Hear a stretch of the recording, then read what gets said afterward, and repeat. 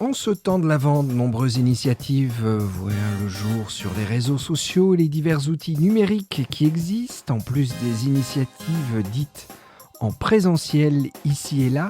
Animation quotidienne, par exemple au temple de l'église protestante unie à Orléans, après-midi Noël chanté comme dans le Tarn-et-Garonne au temple de Bari d'Islemade, le dimanche 11 décembre 2022 à 15h, ou encore en divers lieux des temps forts avec le scoutisme pour accueillir la lumière de la paix de Bethléem à partir du 3e dimanche de l'Avent, pour ne citer que quelques exemples parmi des centaines d'initiatives locales en ce temps de l'Avent. Alors aujourd'hui, nous nous arrêtons sur l'un des calendriers de l'Avent numérique, comme il en existe sur le site par exemple de l'Église protestante unie de Corse, les méditations quotidiennes de la paroisse de Montpellier et agglomération avec le podcast Ephata, diffusé sur Radio FM+, et EJR Radio, ou encore le conte biblique proposé par l'Église protestante unie de France, qui nous fait rencontrer chaque jour un autre témoin plus ou moins original de la première nuit de Noël, dans l'émission Si la Bible m'était contée. Et j'ose dire que celle que nous accueillons aujourd'hui, la pasteure Nadine Heller, a concentré sur un même outil numérique, des textes, de l'image, de la vidéo, du son. Eh bien, salut Nadine. Bonjour Marc. Merci d'avoir accepté de nous présenter ce que certains auditeurs connaissent et d'autres peut-être vont découvrir maintenant grâce à toi, le Padlet, et en l'occurrence ce Padlet de l'Avent. Alors est-ce que tu peux nous dire déjà ce qu'est un Padlet ? Un Padlet, c'est un outil qui a beaucoup été utilisé dans l'éducation nationale par les profs, etc. À l'origine, c'est une espèce de mur d'expression. C'est-à-dire ça remplace notre tableau d'affichage en liège sur lequel on vient punaiser des infos. Et donc, voilà, c'est un outil qu'on peut utiliser du coup pour plein de choses, pour faire passer des infos, ou alors, comme dans mon cas, je l'ai utilisé pour faire un calendrier de l'Avent, puisqu'on peut l'organiser comme on veut, en colonne, en pêle-mêle, voilà. Donc, je trouvais que ça se prêtait bien. Alors maintenant qu'on voit effectivement cet outil numérique, dis-nous effectivement le contenu de ce que tu as pu collecter, punaiser sur ce Padlet et que tu nous proposes de découvrir quotidiennement en ce temps de l'Avent. Alors, j'ai collecté, alors tout d'abord avec le concours d'une amie conteuse, on a eu l'idée de faire des vidéos de ses contes qu'elle proposait par ailleurs. Voilà, mon amie Anne Kowalewski. Et donc, pour chaque jour, il y a un conte, et puis il y a un verset biblique, et puis il y a une piste de méditation personnelle, c'est-à-dire une petite piste de réflexion à emporter avec soi. Et puis, suivant les cas, un morceau de musique, une prière, voilà, ça dépend, c'est selon l'humeur, mais j'ai essayé de faire quelque chose d'un peu régulier, qu'on ne soit pas surpris par ce qu'on trouve. Alors, comme on est à la radio, on ne voit pas forcément notre écran d'ordinateur où on peut trouver ça, ou notre tablette où on peut rejoindre ça. Décris-nous un peu ce qu'on a à l'écran finalement, comment ça se présente ? Alors, à l'écran, on a des colonnes, une colonne pour chaque jour du temps de l'Avent. Alors, qui chez moi commence le 26, au premier dimanche de l'Avent. Donc, l'aventure commence le premier dimanche de l'Avent. Et donc, voilà, on a des colonnes.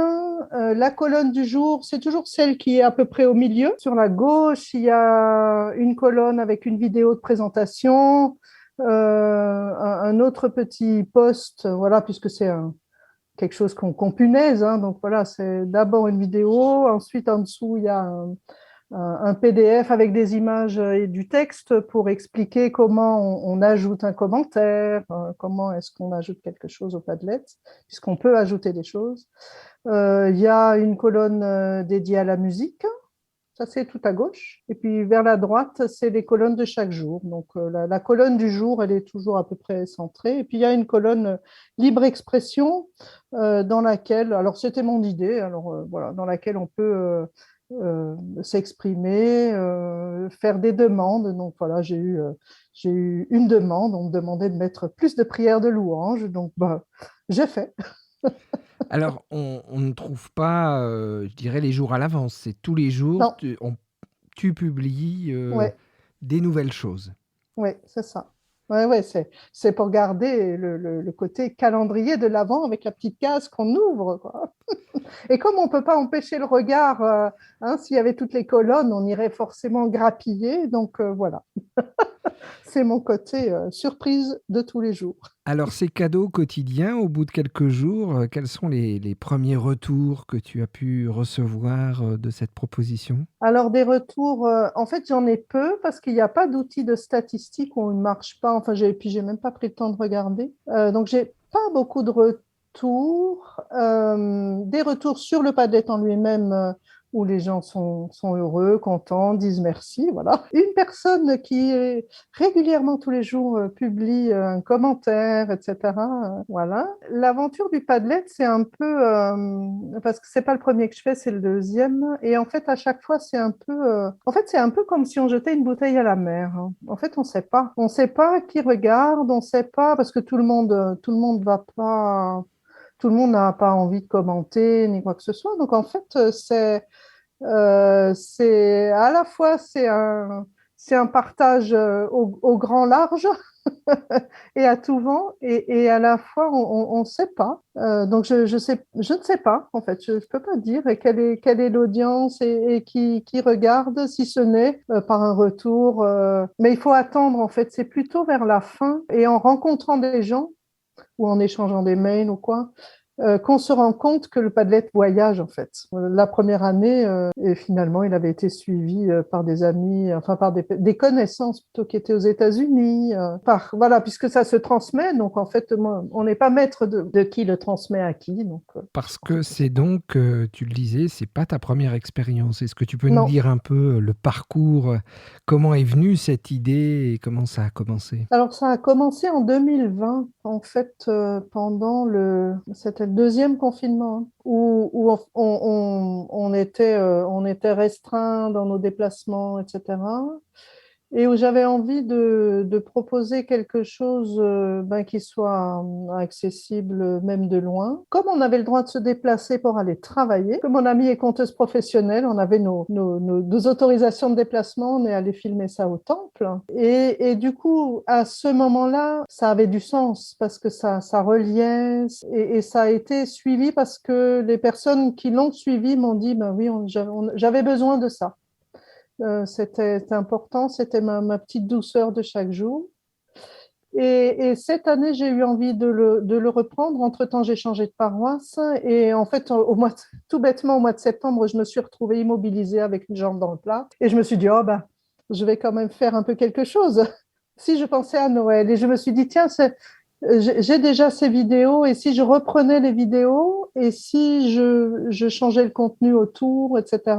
Et c'est comme ça que je l'ai monté dans l'idée, alors là, plutôt puisque je l'ai fait toute seule, donc c'est pas quelque chose qui a été fait en équipe, même si bien sûr, enfin, chacun s'approprie. Je l'ai fait un peu dans mon coin en parlant à mon conseil presbytéral et en disant aussi dans mon idée, j'avais envie d'offrir quelque chose qu'on puisse, que les membres de ma paroisse, les membres du conseil puissent, quelque chose où il n'est pas à travailler dessus, quelque chose qui soit comme un cadeau, parce que j'étais assez sensible aux questions d'épuisement, aux questions même de la part des membres du conseil qui étaient. Et je dis, ben écoutez, j'ai fait quelque chose, vous n'avez qu'à vous servir.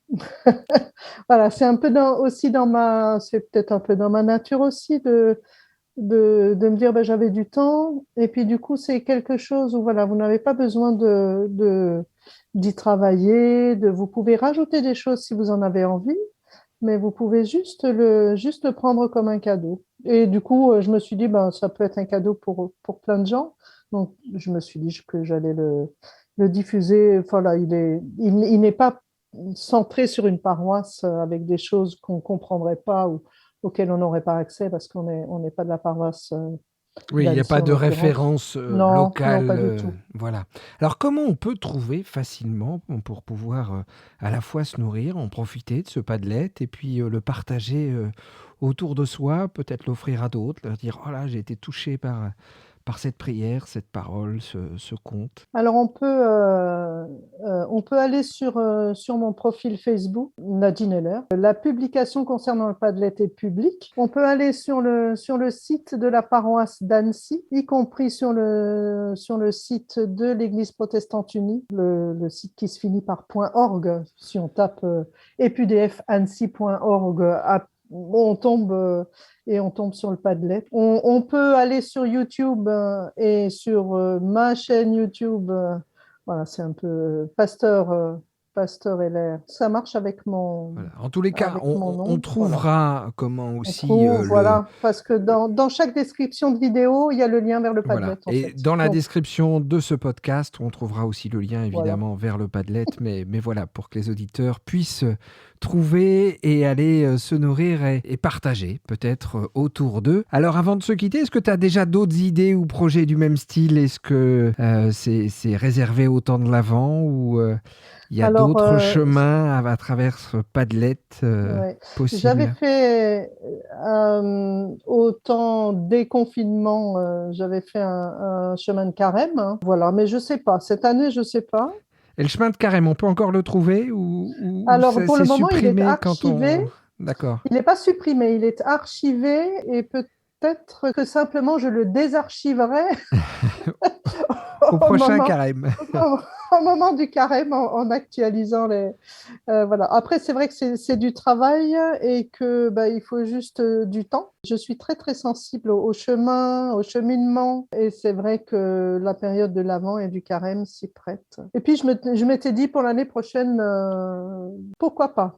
Mais du coup, sous une autre forme, peut-être pas avec des contes, ou peut-être avec d'autres contes, peut-être avec de la musique de Christophe, mon mari, qui est musicien. Enfin, je sais pas. Voilà, il y a des choses, des choses à faire. Bon, en tous les cas, le meilleur moyen de savoir si tu nous proposes d'autres choses, c'est de suivre alors ton profil pour pouvoir savoir et se laisser surprendre avec d'autres propositions. Pour l'instant, profitons de ce temps de l'Avent pour cheminer avec toi et ces différentes propositions.